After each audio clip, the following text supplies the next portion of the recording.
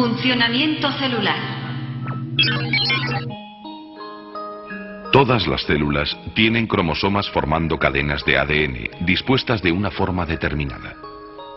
Los virus, que no se consideran células, no tienen cromosomas, sino una simple cadena de ARN o ADN.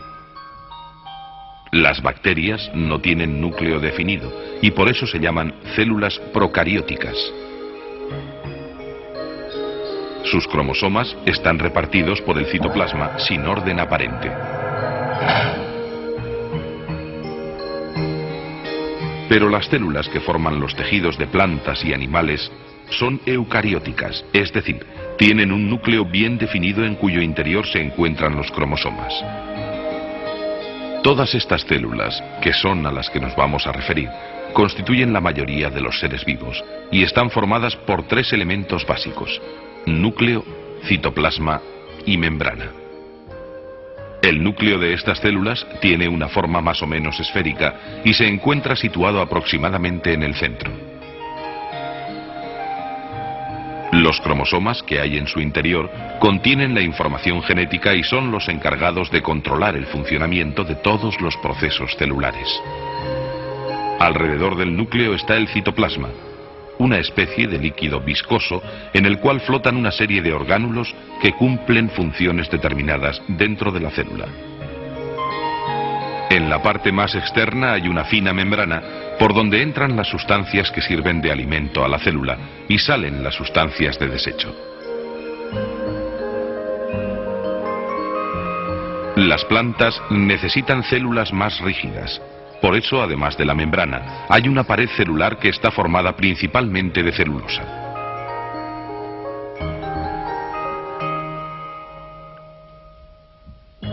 El comportamiento de las células, ya sean vegetales o animales, es similar al de una factoría. En el núcleo de la célula hay una especie de ordenador que controla toda la actividad celular, desde la asimilación del alimento hasta la reparación de la membrana.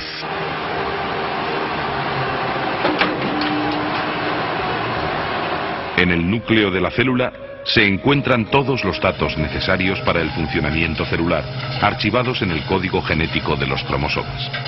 Desde aquí se coordinan y controlan todas las funciones celulares. Como en una factoría, la célula recibe materias primas continuamente a través de la membrana, donde se controla todo lo que entra y sale de la célula. Dependiendo del tipo de nutrición que tenga, la célula necesitará determinado tipo de sustancias. Las células vegetales realizan la fotosíntesis y no necesitan compuestos orgánicos para su nutrición. En cambio, las células de los animales no pueden sintetizar los compuestos orgánicos y han de tomarlos en su alimentación. Una vez ingeridas, estas sustancias se transforman en otras más complejas como son las proteínas. Las proteínas se fabrican en el retículo endoplasmático con la importante colaboración de unos minúsculos orgánulos llamados ribosomas. Las proteínas son imprescindibles para el correcto funcionamiento de todas las células.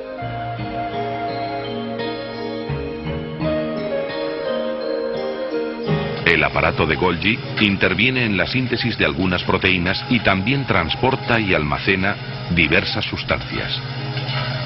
Después, las proteínas se utilizan para multitud de funciones, como pueden ser la reparación de la membrana celular o para producir movimiento.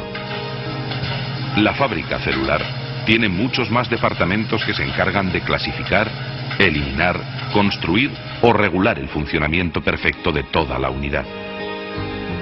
Por ejemplo, los lisosomas realizan funciones digestivas descomponiendo las moléculas más grandes.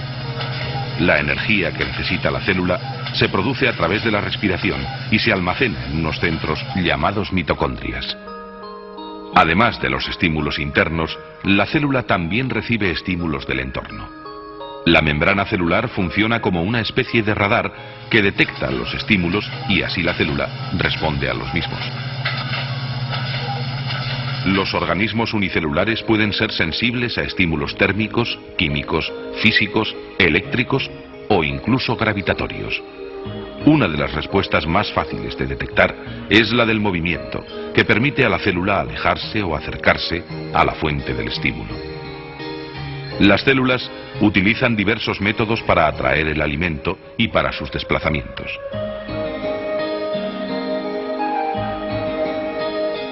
Muchas células tienen una especie de pelillos de distinto tamaño que utilizan para el movimiento y captura del alimento que hay a su alrededor. Pero existen otras formas de movimiento como la contracción o la emisión de pseudópodos que utilizan las amebas y algunas de las células que componen la sangre.